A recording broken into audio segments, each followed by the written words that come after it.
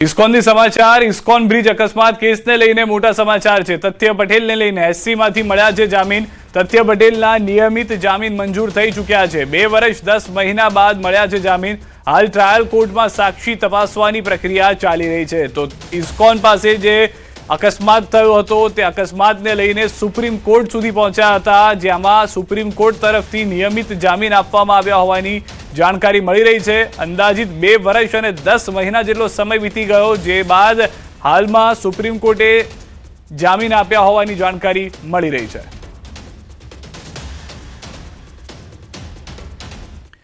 પંચમહાલના શહેરામાં યુવકને બેરહમીપૂર્વક માર મારવાની ઘટના સામે આવી છે।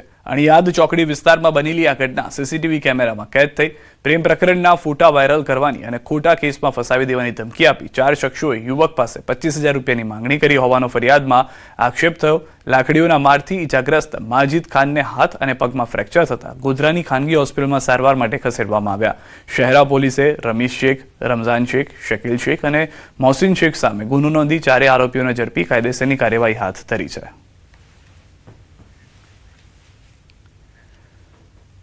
વડોદરા શહેરના સનફાર્મા રોડ વિસ્તારમાં યુવકના અપહરણની ચકચારી ઘટના જોવા મળી છે, જેમાં મિત્રનો મોબાઈલ પરત માંગતા યુવકને કારમાં અપહરણ કરી લઈ ગયા 6 શખ્સો। યુવકને ઢોરમાર મારી નિર્વસ્ત્ર કરી નગ્ન બનાવી વિડીયો ઉતારવામાં આવ્યો। આ ઉપરાંત આરોપીઓએ યુવક પાસેથી મોબાઈલ ફોન અને રૂપિયા 2,000ની રોકડ લૂંટી લીધી। પોલીસ ફરિયાદ કરીશ તો જાનથી મારી નાખીશું તેવી ધમકી પણ આપી। ઘટના બાદ ડરી ગયેલો યુવક 2 દિવસ સુધી મિત્રના ઘરે રહ્યો હતો।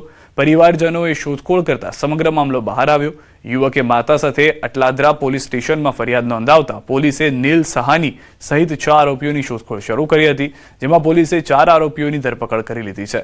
સનફાર્મા રોડથી ભીમતળાવ ચોકડી સુધી લઈ જઈ યુવક પર અત્યાચાર કરાયો હતો।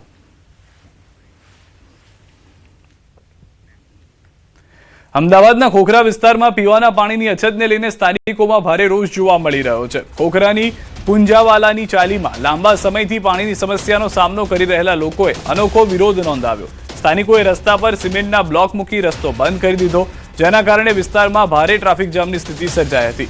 લોકોનું કહેવું છે કે વારંવાર રજૂઆત છતાં પાણીની સમસ્યાનો કોઈ ઉકેલ લાવવામાં આવ્યો નથી। ખાસ વાત એ છે કે આ સમગ્ર મામલો નવનિયુક્ત સ્ટેન્ડિંગ ચેરમેન કમલેશ પટેલના વિસ્તારમાં સામે આવતા રાજકીય ચર્ચાઓ તેજ બની છે। સ્થાનિકોએ તાત્કાલિક પાણીની સમસ્યાનો ઉકેલ લાવવાની માંગ કરી છે। સ્ટેન્ડિંગ કમિટી ચેરમેનનું કહેવું છે કે ઘટનાની જાણ થતાં જ સંબંધિત અધિકારીઓને સ્થળ પર મોકલવામાં આવ્યા છે। સમસ્યાનો ઝડપથી ઉકેલ લાવવામાં આવશે। શહેર મેગા સિટી બન્યું પણ તેમ છતાં પણ પ્રદૂષિત પાણીનો હલ નથી થઈ રહ્યો। જોઈ શકો દ્રશ્યોની અંદર કે ખોખરા વિસ્તારની અંદર જે લોકો છે, સ્થાનિક લોકોએ પોતાનો વિરોધ નોંધાવીને રસ્તાઓ ઉપર પથ્થર મૂકીને પોતાનો વિરોધ નોંધાવ્યો હતો। હું જે બતાવી રહ્યો છું, પુંજાવલની જે ચાલી છે એ ચાલીના લોકો છે તે રસ્તા ઉપર આવ્યા હતા અને પોતાનો વિરોધ છે તે નોંધાવ્યા હતા કે જે પાણી છે તે પ્રદૂષિત આવી રહ્યું છે, તેના લઈને રસ્તાઓ છે, આ બ્લોક છે, આ બતાવી રહ્યું, આ બ્લોક છે તે બ્લોક બતાવવામાં આવ્યા હતા અને બ્લોક મૂકીને આ પોતાનો વિરોધ છે તે કરી રહ્યા જોઈ શકે છે। મહિલાઓ પણ પહોંચી છે। આ છે પુંજાવાલાની ચાલી, જે ગેટ નંબર છે તેની અંદર લખ્યું શહેરના વિકાસ નહીં પણ પહેલા શુદ્ધ પાણી આપો, એ પ્રકારની માંગ છે કરી રહ્યા છે। આખો ટ્રાફિક છે તે રોકવામાં જોયું દ્રશ્યોની અંદર જોવા મળી રહ્યું છે કે ટેક્સ ભરાય તેમ છતાં પણ પાણી નથી મળતું। શેના માટે વિરોધ આજે બધા લોકો ભેગા થઈને કરતા હતા? પાણી બહુ બેટા ગંદુ આવે છે 4 મહિનાથી અને બહુ અમને હેરાન પૈસા નાના બચ્ચાવાળા 40 રૂપિયા રજક સાહેબમાં પોસાય નહીં। હવે અમે કામ ધંધા છોડી અને આવી રીતે અમે ક્યાં સુધી સહન કરતા રહીશું? 4 મહિનાથી પાણીનો પ્રોબ્લેમ છે। પાણી ગંદુ આવે છે, ગટરનું પાણી મિક્સ થાય છે। 4 મહિનાથી કમ્પ્લેન કરીએ છીએ, અરજી કરીએ છીએ, કોઈ સોલ્યુશન આવતું નથી। આવે છે, ખાડો કરે છે, પછી ગટરવાળા પાણીવાળાને ખાડો પૂરવા મોકલી દે છે, પાણીવાળા ગટરવાળાને મોકલી દે છે। હવે અમારે આમાં કરવાનું શું? આ જો કેટલા જોઈ શકો છો, દ્રશ્યો બતાવીશ। આ લખ્યું છે પુંજાવાલાની ચાલી, મને વાંચવા દો। પુંજાવાલાની ચાલી અને ખોખરા આ વિસ્તાર છે અને એમાં ગંદુ પાણી આવે છે, ડેલી આ પાણી આવે છે। ડેલી આ પાણી 4 મહિનાથી આવે છે, આનું કોઈ સોલ્યુશન નથી। આનું સોલ્યુશન લાવશો તો અમે કોઈ રસ્તો રોક્યો હતો, રસ્તો રોક્યો છે આજે છેલ્લા 3 મહિનાથી દૂષિત પાણી વાળી પહેલી અરજી 3 મહિના પહેલાની અરજી છે અને આ છેલ્લી અરજી છે, બરોબર? અત્યાર સુધીની આ બધી અત્યાર સુધી અરજી કરેલ છે મેં। આજે શું વિરોધ તમે નોંધાયો? સર, વિરોધમાં એવું હતું કે 3 થી 4 મહિનાથી આ જે પાણીની ગંદી સમસ્યા હતી, જે ગટરનું પાણી મિક્સ થતું હતું આપણા ત્યાં, તેની વારંવાર પ્રશાસનને આપણે રજૂઆત કરેલ છે। જે તે અધિકારી લાગતા વળગતા અધિકારીઓ આપણે પર્સનલી જઈને ઇવન ચાલીના સદસ્યો થઈને મળીને વાતચીત કરેલી છે ત્યાં, આજે કરીએ, કાલે કરીએ, પરમ દિવસ કરીએ, એમ કરીને આના ડીલે કરતા હતા. પોલીસ 100%, 110%.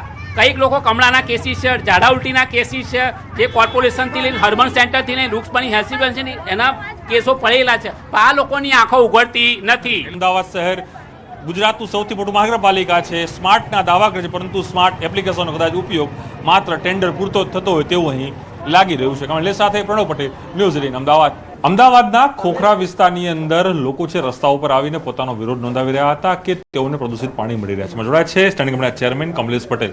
કમલેશભાઈ, એક વિડીયો સામે આવ્યો છે, ન્યૂઝ 18 પર રિયાલિટી ચેક કર્યું તે જગ્યા ઉપર જઈને જોયું કે જે સ્થાનિક લોકો છે, પુંજાવાલીની ચાલી જે વિસ્તાર છે, વોર્ડ અમરાઈવાડે આવે છે, વિસ્તાર ખોખરા કહેવામાં આવે છે, ત્યાં લોકોને છેલ્લા 4 મહિનાથી પ્રદૂષિત પાણી મળ્યું છે. એક તરફ સ્માર્ટ સિટીની વાત હોય પણ છતાં પણ એક ગંદુ પાણી એ લોકોને મળે છે, એના કારણે લોકો બીમાર પડે છે. પૂજાવાળાની ચાલીમાં હું માનું છું કે છેલ્લા એકાદ મહિનાથી આ પ્રશ્ન છે.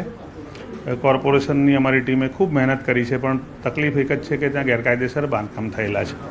જે લાઈન ઉપર બાંધકામ છે એ બેનને છેલ્લા 15 દિવસથી આપણે કન્વિન્સ કરી રહ્યા છે, કારણ કે એનો ઓટલો અને એનો ભાગ તૂટે તો જ કામગીરી કરી શકાય એમ હતી. ખૂબ સમજાવટના અંતે આજે સવારે બેન કન્વિન્સ થયા હતા અને આવતીકાલ સવારથી આ કામ કરવાનું આયોજન પણ હાથ પર લીધેલું હતું. છતાં પણ ત્યાંના લોકો જે છે એમની લાગણી ક્યાંક હતી. મેં અધિકારીને કીધું છે કે કાલ સવારની રાહ જોયા વગર આજથી જ કામ શરૂ કરવામાં આવે. 4 મહિનાથી પ્રશ્ન છે એવું મારા ધ્યાનમાં નથી. માનું છું કે 2-3 દિવસમાં આનું સોલ્યુશન આવી જશે. આ હતા સ્ટેન્ડિંગ કમિટીના ચેરમેન કમલેશ પટેલ. તેઓ માની રહ્યા છે કે અધિકારીઓને સૂચના આપી છે અને સત્વરે આ નિર્ણય છે તે લઈ લેવામાં આવે તે પ્રકારની સૂચના અહીંથી સ્ટેન્ડિંગ કમિટી અહીં આપી દીધી છે. કેમેરામેન નિલેશ સાથે પ્રણવ પટેલ, ન્યૂઝ 18 અમદાવાદ.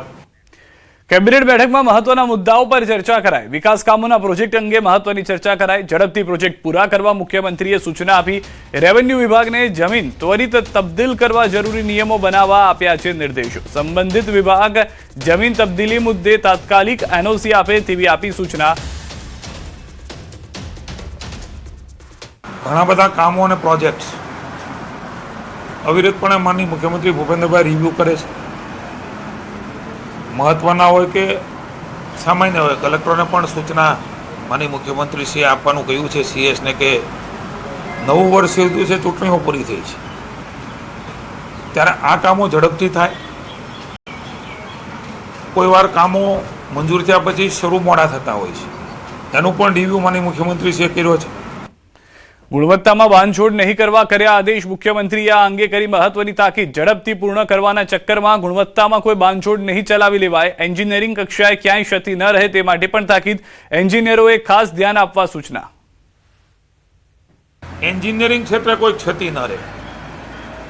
કોઈ લાઇન લેવલ, કોઈ એન્જિનિયરિંગની કામો ઝડપથી કામો પૂરા થાય હિતાવ જ, પણ એની ગુણવત્તામાં બાંધછોડ ન થાય. ખાસ કરીને એન્જિનિયરિંગ પ્રત્યે દુર્લક્ષ ન સેવાય, એનું ખાસ આજે મુખ્યમંત્રીશ્રીએ સૂચના આપી છે. પ્રધાનમંત્રી મોદીના કાર્યકાળના 12 વર્ષની થશે ઉજવણી. રાજ્ય સરકાર સેવા કાર્યો સાથે કરશે ઉજવણી. 12 વર્ષ એ વિકાસ અને વિશ્વાસના છે. 8 અને 9 જૂનના ભાજપ રાષ્ટ્રીય અધ્યક્ષ મીડિયા સંબોધશે. સામાજિક સ્તરે વિવિધ સમાજ સાથે બેઠકો કરાશે. ઉજવણીનો કોઈ ભાવ નથી. મોદી સાહેબ હંમેશા રાજ્યમાં રહ્યા છે, ત્યારે જનસેવાના ભાવ સાથે, સેવાની પ્રવૃત્તિઓ સાથે વધારે લોકો સુધી પહોંચવાનો પ્રયાસ આ 12 વર્ષ એ સુશાસન અને સેવાના, જનકલ્યાણના એ પ્રકારની ઉજવણી એ રાજ્યની સરકારે નક્કી કરી છે. કચ્છમાં ઇબોલા વાયરસને લઈને આરોગ્ય વિભાગ એલર્ટ મોડમાં છે. યુગાન્ડા, કોંગો અને સાઉથ સુદાનથી આવેલા લોકોને લઈને સરકારની નવી ગાઈડલાઈન જાહેર કરાઈ છે. કચ્છમાં યુગાન્ડાથી આવેલા 3 લોકોને હોમ આઇસોલેશનમાં રાખવામાં આવ્યા છે. ભુજના 2 અને માંડવીના 1 વ્યક્તિનો સમાવેશ થાય છે. વિદેશથી આવેલા લોકોને 21 દિવસ સુધી સેલ્ફ ડિક્લેરેશન સાથે હોમ આઇસોલેશનમાં રહેવું ફરજિયાત છે. આરોગ્ય વિભાગની ટીમ દરરોજ તપાસ અને મોનિટરિંગ કરી રહી છે. ઇબોલા વાયરસના સંક્રમણને અટકાવવા સરકાર દ્વારા સાવચેતીના પગલાં તેજ કરવામાં આવ્યા છે.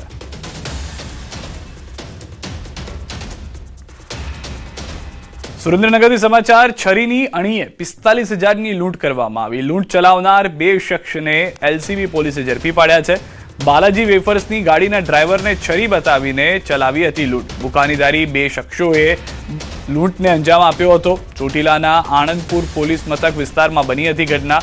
એલસીબી પોલીસે ગણતરીની કલાકોમાં લૂંટનો ભેદ ઉકેલી કાઢ્યો. લૂંટારુઓ પાસેથી 45,000 રોકડ અને લૂંટમાં ઉપયોગમાં લીધેલા બાઇક સહિત ₹85,000નો મુદ્દામાલ કબજે કર્યો છે. ઓનલાઈન ગેમમાં રૂપિયા હારી જતા લૂંટ કરવાનો પ્લાન બનાવ્યો હતો. એક આરોપી બાલાજી વેફર્સની કંપનીમાં કામ કરતો હોવાનું ખુલ્યું છે. તેણે જ માલ દઈ પૈસા લઈ આવતી ટ્રકની જાણકારી આપી હતી, જેથી તેણે તેના ડ્રાઈવરને જ લૂંટી લેવાનો પ્લાન બનાવ્યો હતો. આમે જે એક આરોપી છે વિશાલભાઈ જગાભાઈ ગરિયા, ઓ જે બાલાજી વેફર્સની જે કંપની છે આ કંપનીમાં ત્યાં કામ કરતો હતો. તો કંપનીના જે ટ્રક